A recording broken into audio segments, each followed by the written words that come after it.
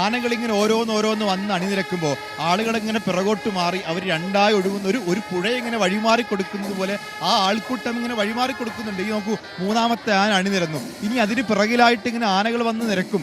അങ്ങനെ നിരന്നു നിൽക്കുമ്പോൾ ആ നിരന്നു നിൽക്കുന്ന ആനകൾ മുന്നോട്ട് പോകുന്നത് ഈ ആൾക്കൂട്ടത്തെ വകഞ്ഞു മാറ്റിക്കൊണ്ടാണ്.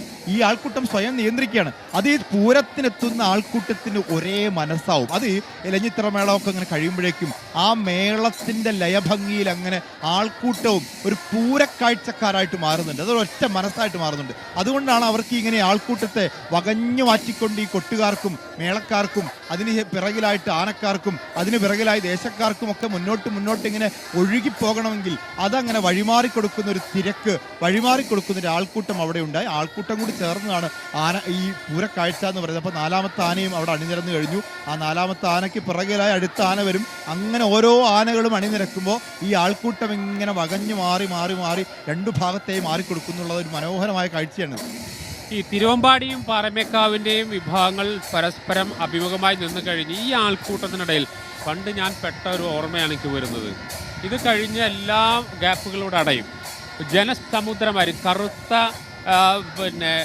കുട നിവർത്തിയ പോലെ നിൽക്കുന്ന സ്ഥിതിയാണ്. അതിൽ വാരിയിട്ട താഴോട്ട് പോകാതെ അതിനിടയിൽ പെട്ട ഒരു അനുഭവം എനിക്കുണ്ട്.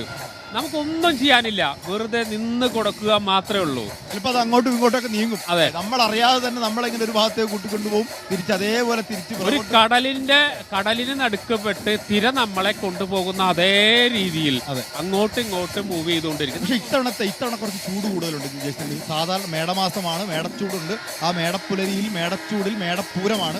ആ മേടപ്പൂരം പക്ഷെ ഇത്തവണ കുറച്ച് കൊടും ചൂടിലാണെന്ന് മാത്രം. പക്ഷെ നോക്കൂ, ഓരോരുത്തരും വെഞ്ചാമരം, അവനവനൊരു വെഞ്ചാമരം. ആനയ്ക്ക് വെഞ്ചാമരം വീശുന്ന പോലെ എല്ലാവരുടെയും കയ്യിൽ ഒരു വെഞ്ചാമരം അവരവർക്ക് വേണ്ടി വീശിക്കൊണ്ടിരിക്കുന്നുണ്ട്. കാരണം ഈ കൊടുംചൂടിനെ തണുപ്പിക്കാൻ അവനാലാവുന്നത് പോലെ വീശിക്കൊണ്ടിരിക്കുന്നുണ്ട് ഓരോ ആൾക്കൂട്ടവും. പക്ഷെ അതിനിടയിൽ ആ വിഷറി ഇങ്ങനെ മുകളിലേക്ക് പൊങ്ങിത്താഴുന്നത് ഈ മേളത്തിനൊപ്പിച്ചാണ് കേട്ടോ. അത് അവർക്ക് വേണ്ടി മാത്രമല്ല, ആ താളത്തിനൊപ്പം ഇങ്ങനെ വിസറി വീശുന്ന കാഴ്ച നമുക്ക് കാണാൻ വേണ്ടി പറ്റും.